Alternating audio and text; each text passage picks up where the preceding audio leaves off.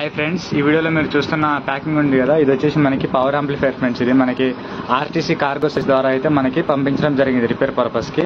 ఇందులో ఉన్న power amplifier అనేది ఏం కంపెనీ, ఎన్ని వాట్స్ ఏంటి అనేది అయితే నేను కంప్లీట్ గా బాక్స్ అనేది మీకు ఓపెన్ చేసి చూపిస్తాను. ఓకేనా, మన యూట్యూబ్ వీడియోస్ అనేది చూసేసి రిపేర్ పర్పస్ అయితే మనకి ఇక్కడ మీరు చూడొచ్చు భద్రాచలం అయితే పంపించడం జరిగింది. ఓకే, నేను మళ్ళీ రిపేర్ చేసేసి అయితే రిటర్న్ అయితే చేసేస్తాను సేమ్ కస్టమర్ కి ఏ విధంగా ఉందో అదే విధంగా. ఓకే, ఇక్కడ మీరు చూడొచ్చు నేను ఓపెన్ చేస్తున్నాను friends.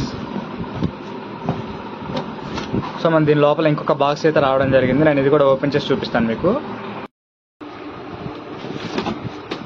So friends, amplifier company వచ్చేసి మనకి NX ఆడియో, మోడల్ వచ్చేసి MT1201. ఓకేనా, మనకి దీని ప్రాబ్లం ఏంటి అనేది అయితే మీకు ఒకసారి నేను ఆన్ చేసి అయితే చూపిస్తాను, అబ్జర్వ్ చేయండి. సో ఫ్రెండ్స్, నేను ఇక్కడ ఒకసారి ఆన్ చేసి మీకు ప్రాబ్లం అయితే చూపిస్తాను చూడండి.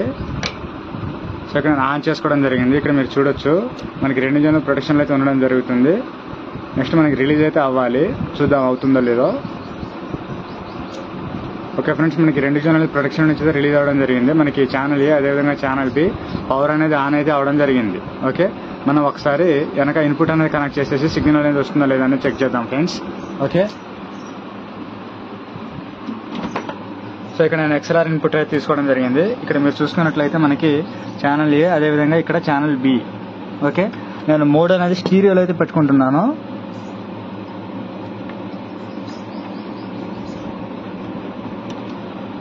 సో ఇక్కడ మీరు చూడొచ్చు ఆపరేషన్ మోడ్ అనేది స్టీరియోలో అయితే సెట్ చేయడం జరిగింది ఫ్రెండ్స్.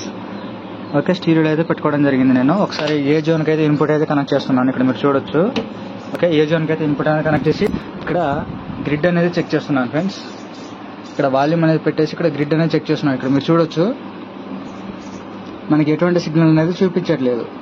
అదేవిధంగా ఒకసారి బీ జోన్ కూడా కనెక్ట్ చేస్తాను.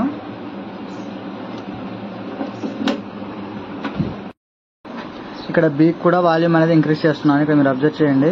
ఇక్కడ గ్రిడ్ అనేది చెక్ చేస్తున్నాను, మనకి ఎటువంటి సిగ్నల్ అవుట్పుట్ అనేది రావట్లేదు. ఓకేనా, సో దీని అర్థం ఏంటి అంటే మనకి యాంప్లిఫైర్ 2 జోన్లు అనేది ప్రొటెక్షన్ మోడ్ లో నుంచి అయితే రిలీజ్ అయ్యి ఆన్ కండిషన్ లోకి వస్తున్నాయి, కానీ మనకి ఎటువంటి సిగ్నల్ అవుట్పుట్ అనేది రావట్లేదు. ఓకేనా, ఇది ఫ్రెండ్స్ యాంప్లిఫైర్ యొక్క ప్రాబ్లం వచ్చేసి.